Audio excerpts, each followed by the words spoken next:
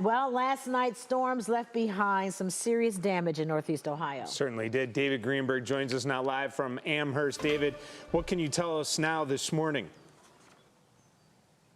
Yeah, Dave, Danita, good morning. Well, again, we've been showing you this tree that fell out of the ground, and I want to try and give you some perspective as to how big and how tall this tree actually was. So I'm 6'1", I'm standing right next to this mound of grass that was ripped out.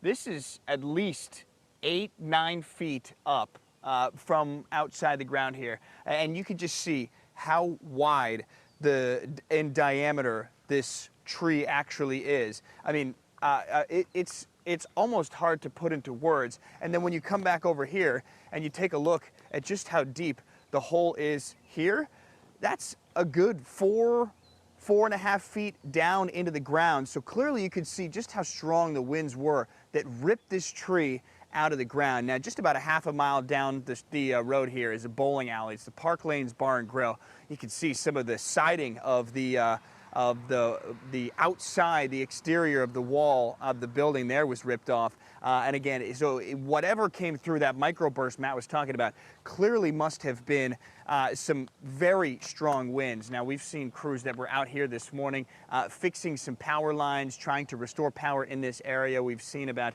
just under 10,000 power outages throughout the on First Energy's website throughout the morning, roughly about a third of those here in Lorain County. But once again, this is just a massive, massive tree, and the folks that are in these two houses, incredibly lucky that it did not fall on either of those houses. Wait, David, what was your reaction when you first came across that this morning?